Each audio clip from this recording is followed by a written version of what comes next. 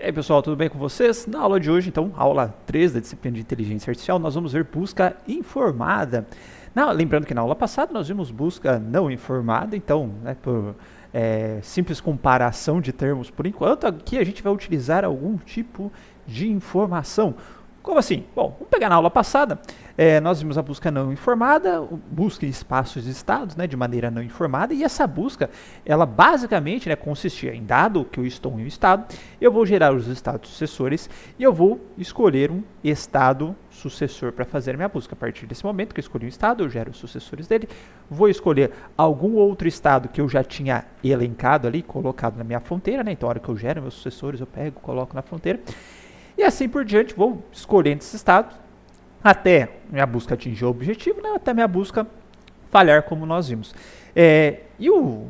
Vamos dizer assim, a nossa otimalidade da nossa busca, ela consistia em achar um caminho entre o estado inicial e o estado final, o estado inicial e o estado objetivo, o qual tivesse o menor número de passos, certo? Só que vamos pensar sempre no nosso caso do GPS, que é um dos exemplos que eu mais gosto aqui.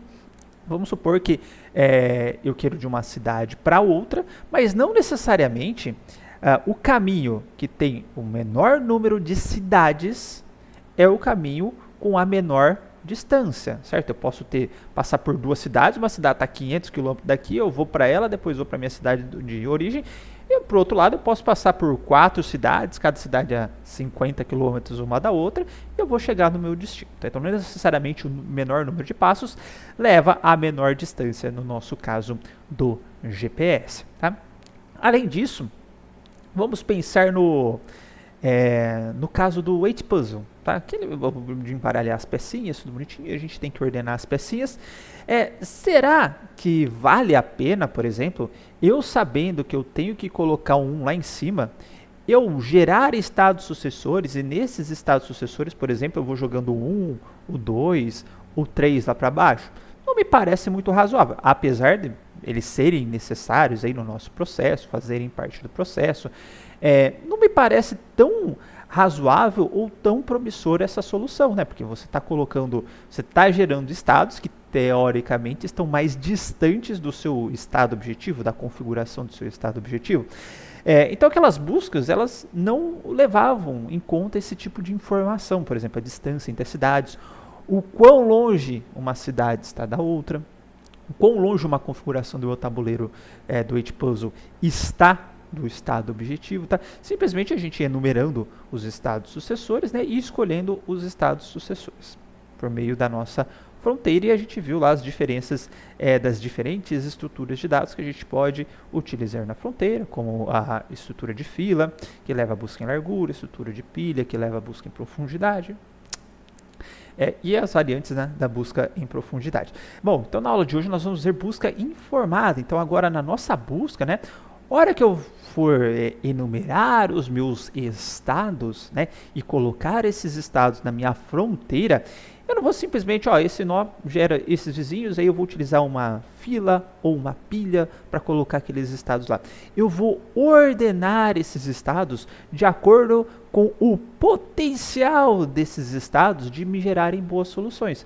Por exemplo, eu posso enumerar esses estados que estão mais perto da minha raiz. Pegar o exemplo do GPS novamente, eu vou sempre considerar cidades que estão mais próximas da minha cidade de origem na tentativa de buscar o caminho mínimo. Faz sentido, Se eu sempre estou considerando aqueles que estão mais próximos da minha cidade, uma hora eu vou atingir o objetivo, o estado objetivo, que vai ser o estado objetivo cujo caminho está mais próximo da minha origem.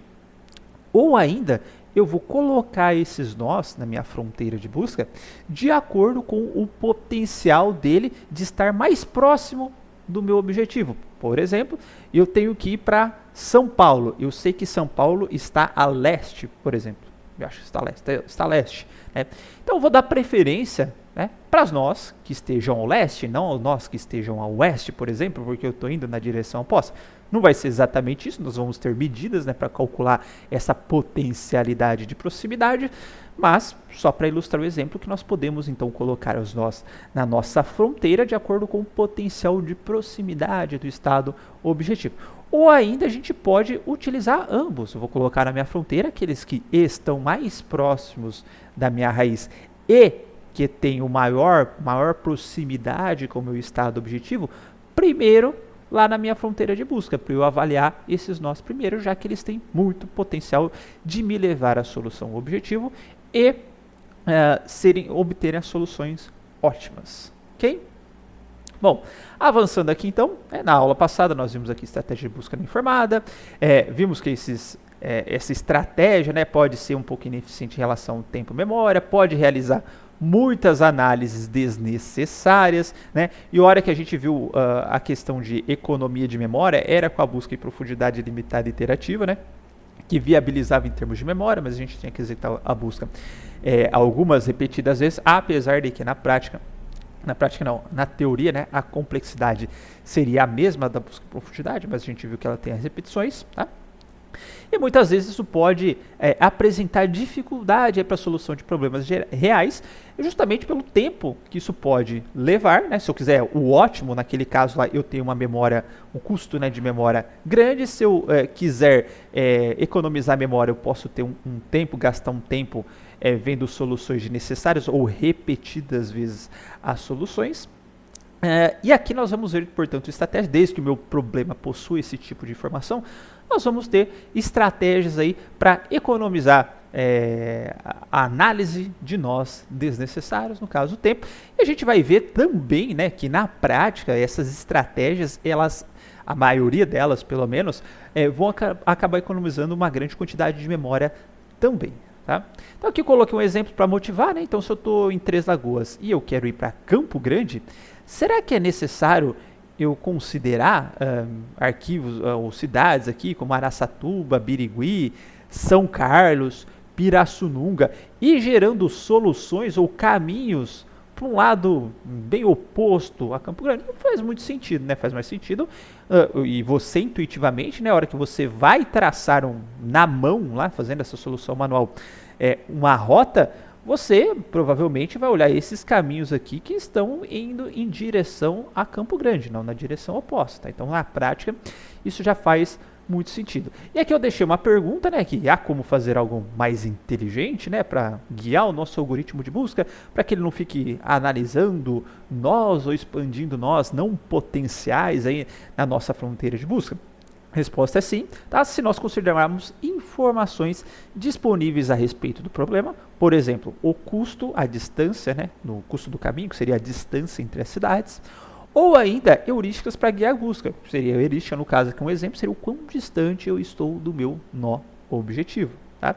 E com isso, utilizando essas informações, eu posso eliminar a análise de estados não promissores e que tendem a não levar a meu estado objetivo. Tá? Portanto, nós vamos fazer algo um pouco mais inteligente e, de fato, agora em situações reais, onde o meu caminho ele tem um custo diferente de um, que na aula passada a gente considerou o custo igual a 1, Então, de fato, se eu tenho caminhos que tem um custo esse caminho, por exemplo, a quilometragem, o gasto com pedágio, o combustível, o tempo, tá? Eu posso utilizar essa informação para tentar a solução que leve ao menor tempo, se você está considerando tempo, ao menor custo de pedágio, se você está considerando custo de pedágio, ao menor distância, se você está considerando distância, e assim por diante, ok?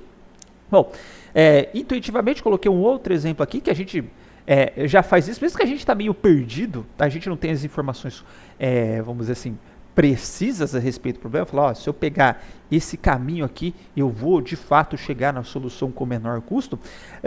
A gente sempre, quando está tentando achar a solução, a gente tem meio que um guia. Por exemplo, se você está nessa cidade ou num bairro, etc., e você quer ir lá para a zona norte, você vai evitar ônibus aí que vão para a zona leste, que vão para a zona oeste, tá? Você sempre vai tentando, ou se você está no mapa, ou se você está no carro de fato perdido, tentar pegar caminhos, que mesmo que não seja o menor caminho, mas que vão ficando cada vez mais próximos do seu estado objetivo, tá? Então, um exemplo meramente fictício, se você está perdido, você tem a cidade A, B e C, você sabe que a sua cidade está aqui nessa direção aqui, você vai pegar uma cidade, por exemplo, você vai evitar A, ou você vai pegar o B, ou você vai pegar o C, tá? No caso que eu pegaria o B, ok? Bom, então, se a gente tiver algum tipo de informação, como o custo do caminho ou a distância que ele está, tá? a gente pode utilizar essas informações aqui para ordenar, portanto, as potenciais soluções. Então, lá na minha fronteira, não vai ser mais colocar na ordem, colocar os filhos em ordem, como é o caso da minha fila, né? Ou colocar no topo os filhos dos nós que eu estou visitando no momento. Agora eu vou colocar na minha fronteira lá nós que tenham o maior potencial de estar próximo da solução objetivo, nós estejam mais próximos da raiz, ou ainda combinar essas informações para considerar nós que estão mais próximos da raiz e mais perto do meu objetivo. E aí a gente vai tirando da fronteira esses nós com maior potencial. Tá? Portanto, se vocês ainda não pegaram a ideia, né, nós vamos utilizar aqui uma lista de prioridades como estrutura de dados para gerenciar a nossa fronteira. Tá? E aqui eu deixo algumas perguntas, né? No caso do custo, né, é algo bem natural, no sentido de eu fui de uma cidade para outra, eu posso considerar quilometragem, eu posso considerar o tempo, tá? Então, de fato, o custo que eu levo para mover de um estado para o outro, de acordo com a medida que você está utilizando. Já na heurística, tá? Às vezes pode ser não tão claro, mas também é muito simples de trabalhar. Tá? Por exemplo, se eu estou no GPS, eu tenho a latitude e longitude de uma cidade, latitude e longitude de outra cidade. Eu posso considerar, por exemplo, como heurística, a linha reta entre as cidades. A distância em linha reta, né? Obviamente que não existe uma linha reta conectando essas cidades, mas já me dá uma estimativa do quão próximo eu estou do meu nó objetivo. É uma heurística, não é algo preciso, ela é uma estimativa. Tá? Se quiser considerar Haversine, né, que considera a circunferência do globo, para quem não é terraplanista, pode considerar a distância de Haversine também, tá? Para calcular a distância entre duas cidades, estimar, né, com base na latitude e longitude, o quão próximo estão duas cidades. No caso do H-Puzzle, o número de peças fora do lugar. Então tem que ter lá 1, 2, 3, 4, 5, 6, 7, 8, 9. Qual que seria uma heurística boa? Se eu mover essa peça para cá, quantas peças ainda no meu tabuleiro vão ficar fora do lugar? Certo? Poderia ser uma heurística.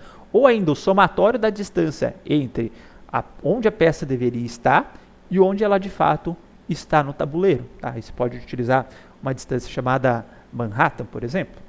A gente vai ver isso mais para frente. Tá? O jogo da velha, tá? O número de possibilidades de formar uma sequência para determinar o quão promissor é o meu estado. Então, por exemplo, se eu colocar uma bolinha aqui, eu consigo formar duas sequências. Né? Me resta a possibilidade de formar duas sequências. Se eu colocar uma bolinha aqui, me resta a possibilidade de formar três sequências. Então esse estado aqui é mais promissor. Tá? Posso calcular dessa forma.